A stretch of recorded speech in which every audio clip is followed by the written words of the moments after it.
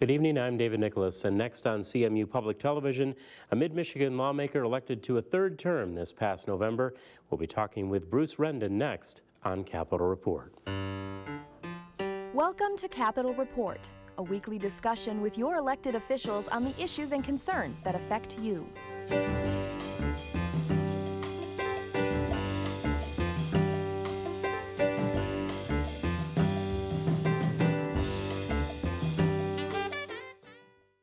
And my guest this week won election to a third term in the November election to represent the 103rd district. That includes Missaukee, Crawford, Kalkaska, and Roscommon and Ogemaw counties. Congratulations on that re-election, Representative Rendon, and welcome back to Capitol Report. Well, David, it's nice to be here, and thank you for that, and just always my pleasure to be with you. And we'll keep you in District 103 for the balance of the program, just so that you know. Thank you.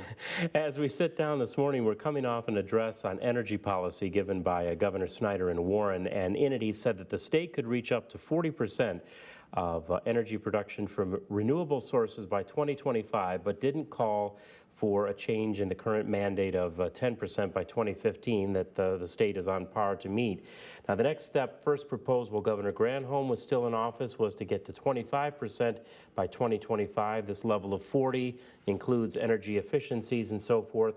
Wondering if that overall combined goal, if you will, of 40% is a realistic one, and should there be a mandate, or do you agree with the governor's position that a mandate's not necessary here? Well, I do agree that a mandate is not necessary. It's good to have goals, and it gives you something to reach for and attain. But working in my district, you know, and we have, for example, one of the oldest wind turbine farms there in my county, and seeing the efficiencies that go along with that and some of the challenges they have, I think that we cannot disregard the new technologies that we have right now of improving our fossil fuels and that sort. So I think it's good to have a goal. I'm not big on mandates, and I think the industry will take care of itself and try and reach those goals. Senator Ken Horn, who chairs the Energy and Technology Committee in the Senate, was our guest last week. He said federal policies are also on track, he said, to, quote, put the coal industry out of business, and saying that the state would be facing an energy crisis if we didn't still maintain a base load of power coming from fossil fuels, recognizing the advantage that we can have from the renewables, the role that they can play. What's your feeling about baseload power and what our energy, if you will, even without a mandate, what that portfolio would look like going ahead? Well, I think we do need more baseload. There's no doubt about it. And as Michigan goes forward, we're going to see more demand put on our energy sources. So absolutely, it's an issue. But, you know, we've got new technology, for example, in coal plants. I remember an issue years ago that was up in Rogers City. A plant was owned, and they wanted to redo that, and we were looking at 60-year-old technology at the time. We have technology now that has really changed a lot of those standard fuels that we've had all along. So I think this is a good thing, but the base load is a problem. I've helped in my district, for example, three-phase electric with the expansion of agriculture and the irrigation that goes on. And so we have worked through those issues. I can tell you the utility companies are well aware of the demand, and it helps us all. What about those rulings that continue to be defined and moved forward by the EPA that Senator Horn says, quite frankly, is designed to put coal out of business? If we need that baseload power, and yet Michigan and other states may be butting heads potentially with federal regulations, where do you see that battle going? Well, I don't know where it ends up, but I can tell you having the federal government mandate down to us how this is going to be, I don't go along with that. I think we can manage our energy needs right here in the state of Michigan. So I would be willing to step in on that fight because, again, I state the new technology we have on the old sources of energy. Are those leading to the degree that the governor was talking about when it comes to energy efficiency being part of that 40% level. And I guess within your district, what are you seeing from either residential initiatives or businesses when it comes to energy efficiency, which can slow down the amount of energy use, but also then play a role in perhaps reaching that 40% when it comes to renewables? Well, again, stating that I have a wind farm in my district, there's a good opportunity there for mix, and I think it has been working. So we can't just stick to one area, and so I think the goal is attainable. The governor also recently gave comments saying, in effect, that if the state does not vote for Proposal 1, there is no Plan B when it comes to the road funding issue. Senator Judy Emmons was here last week. She said that there are talks going on. I wonder if you can shed some insight from the House side as to perhaps how formal some of those talks may or may not be, and what does it look like moving forward potentially to have an option should Proposal 1 not pass on May 5th? Well, first of all, Proposal 1, it's a complicated issue, and at the end of the day, it is a 1% tax increase. But there's a lot to understand in this bill, and I say this: our roads are in terrible repair, and I don't see it getting any better. And as far as the Plan B goes, during my tenure of 4 years, over 4 years now in the legislature, this issue has been on the table, and there's been at least 12 different ideas at any one time. And at the end of the day, this is what was come up with. There's things about it I don't especially like, but I think it is our shot at fixing our roads. And the public's going to get that opportunity. And if it does fail, we will go back to the drawing board. But if you take a look at the things that have hit us, like the corporate tax credits, I could talk quite some time on this subject. But if you take our budget, when it's all said and done, we have just under $10 billion in general fund, general purpose. That's the money that's not in boilerplate or tied to the federal government. And so there's, I believe, like 14 line items coming off of that. Where do we find the money within? And I think we've done a good job in my tenure of managing the state's funds. So it's falling right back on the public. And if we end up and it doesn't pass, we're back to square one. And yes, there's some proposals out there, but they actually mirror things that we have tried and failed. So we will deal with the cards we're dealt. But I hope the public takes a strong look at this either way. It is money that's designed to go to the roads. It also addresses a number of budget structural, I guess more and more people are looking at it saying flaws, and the fact that taxes on gas were going to the schools rather than the roads. Not that funding schools is a bad thing, but why were those taxes being moved that way? And trying to now come up with a way to adequately, through one proposal, take care of the road funding, make sure that the schools are still funded, and some say increased funding will come from this based on the sales tax revenues, and also make sure that the local governments are still funded. And you said parts of this that you liked, parts of it that you weren't as much in support of. Which are the parts of this complex issue, as you said, are the good ones, and which do you have fault with?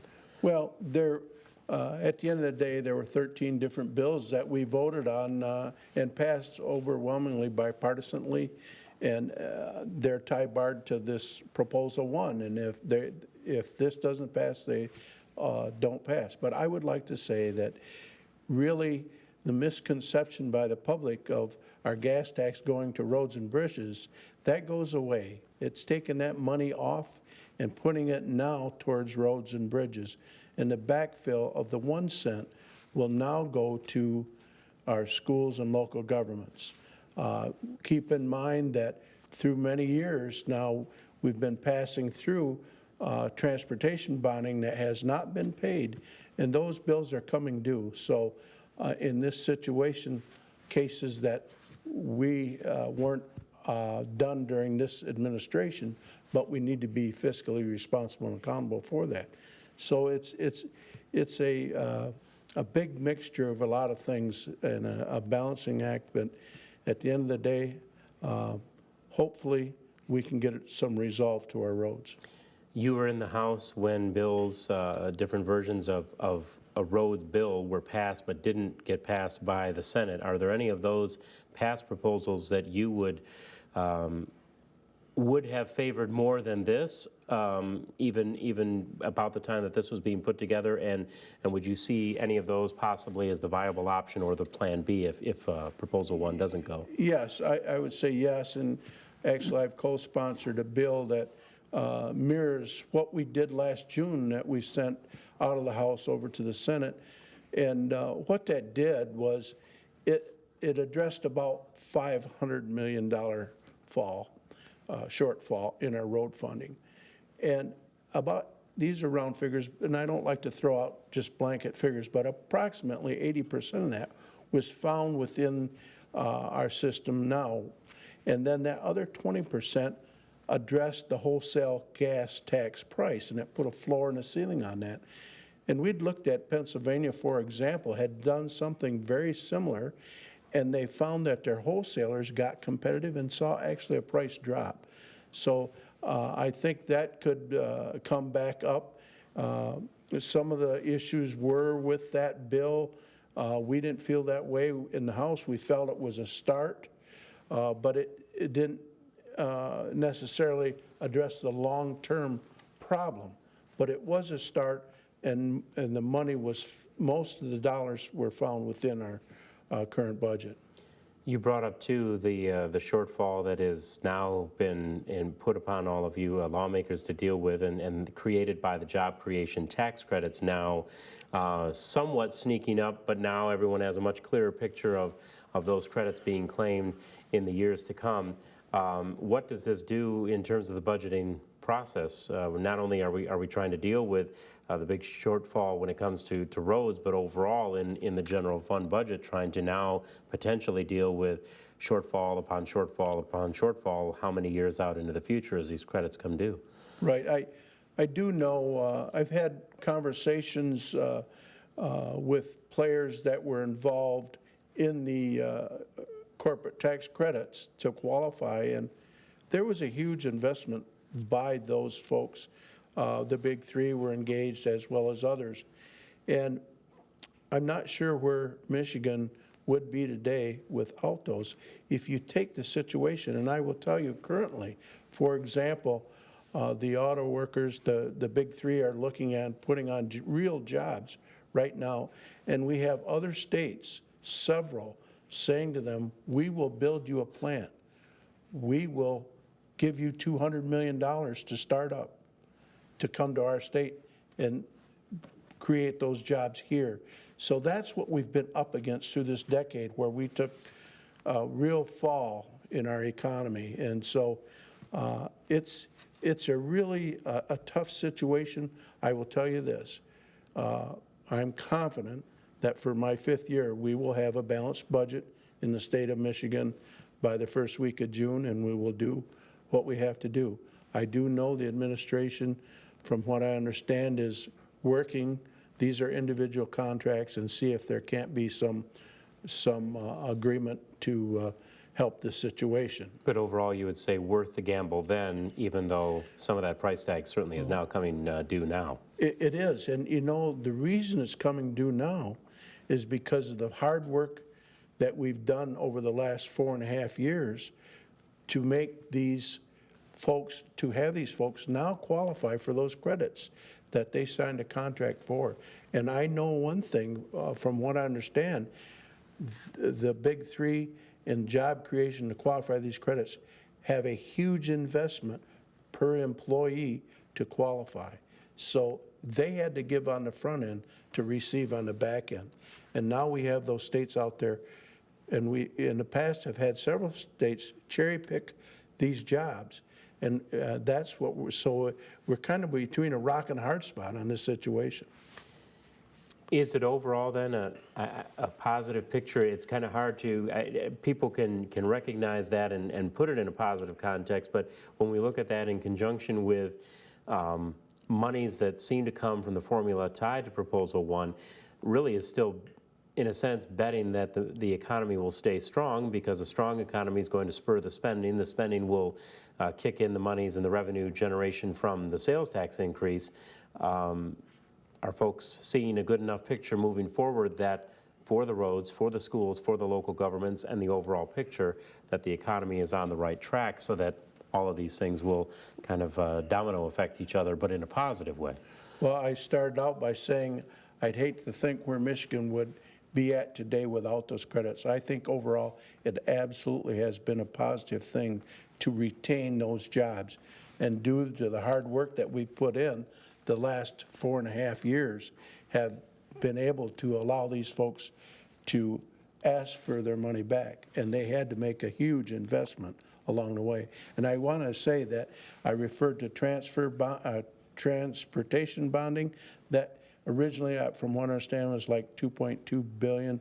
It's down to, say, $1.5 billion, somewhere in there. But that was a separate thing that we bonded right here in the state of Michigan, and that has been paid through. So the corporate tax credits, I'm not relating that to this situation with our road funding. Last month, the House passed your bill that is meant to clarify the lawful carrying of pistols by out-of-state owners.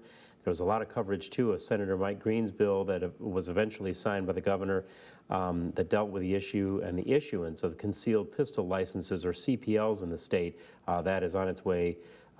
Your bill then is on its way to the Senate. What's the distinction here when we look at the two issues, but still when it talks about the issue of pistols and the carrying of those, and what is the status right now as you see it for House Bill 4076? Well, 4076, it's really a technical fix to the law, and there was some verbiage left in there that wasn't caught from a bill I passed a couple years ago, lawful purpose. It referred to a section of law that no longer is relevant.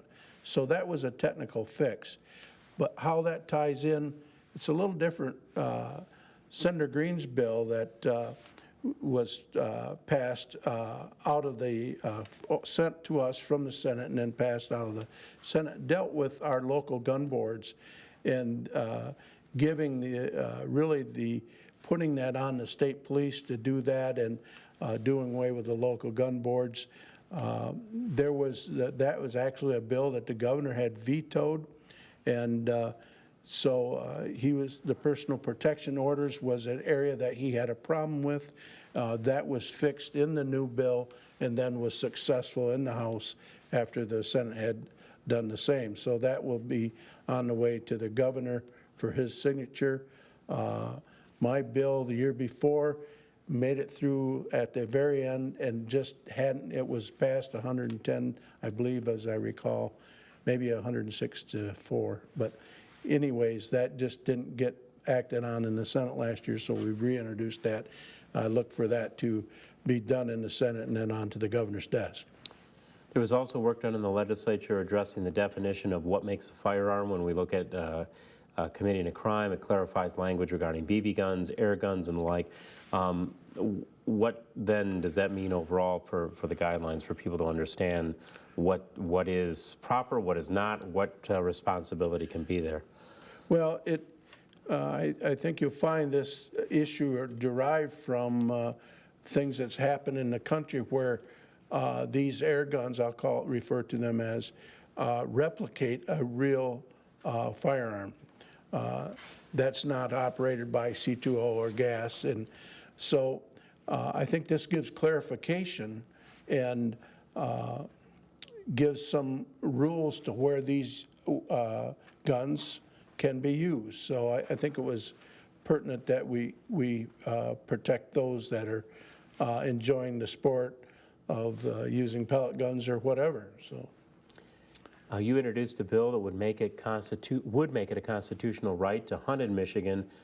Tell us about this and how it would make things different, how things are currently for hunters in the state. It was a House joint resolution. Why this rather than a typical House bill in terms of enacting this type of language? Well, this is a House concurrent resolution that I've come up with to put into our Constitution that we have the God-given right to hunt fish in this state. Currently, we have that right, but it is not constitutional constitutional. So we'd like to get that done, put into our Constitution, and then statutorily back that same language up. House is working with the Natural Resources Trust Fund, or in doing that work, we should say, sending over $500,000 to Crawford and Roscommon counties, both in your district. What is the work that is planned there to make use of those funds? Well, there's renovations in our parks and some of our walkways and that sort of thing. So it's been very good, not for just my district, but many districts in the state.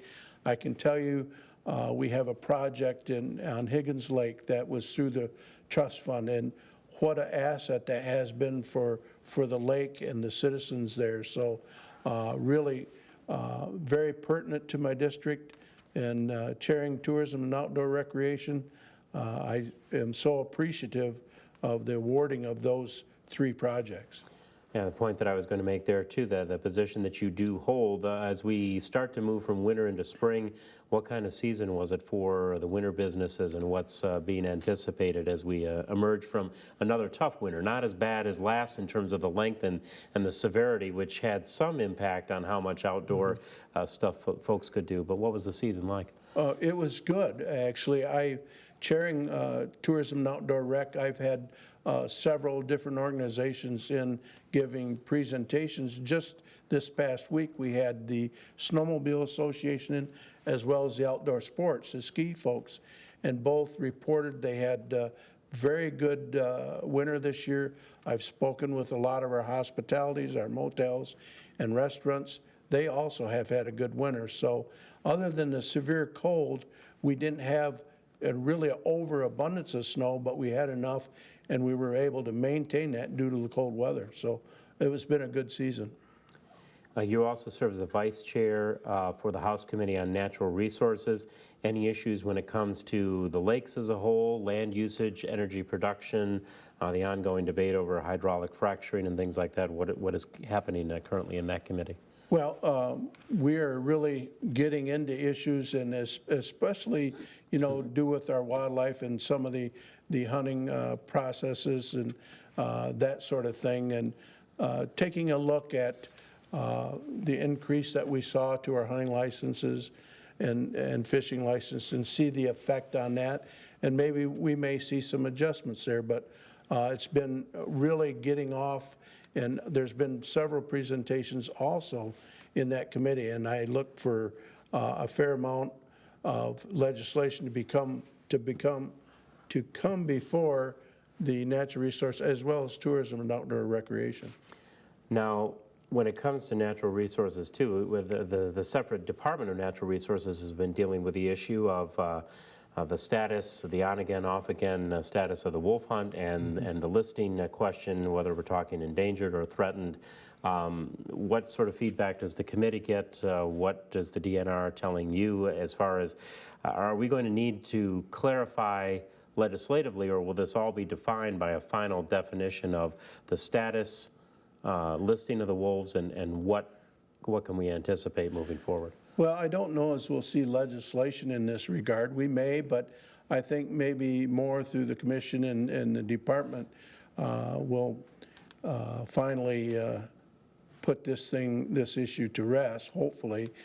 We do have people really affected by the population, and I do firmly support that we need to manage the wolf population through good science, and I think that's where it's at. The hunt that we did have now, they wanted to shoot approximately 45 wolves. I think 22 or 3 were taking. They're a very difficult animal to hunt, but anyways, hopefully we can get some resolve, because we still are seeing livestock loss.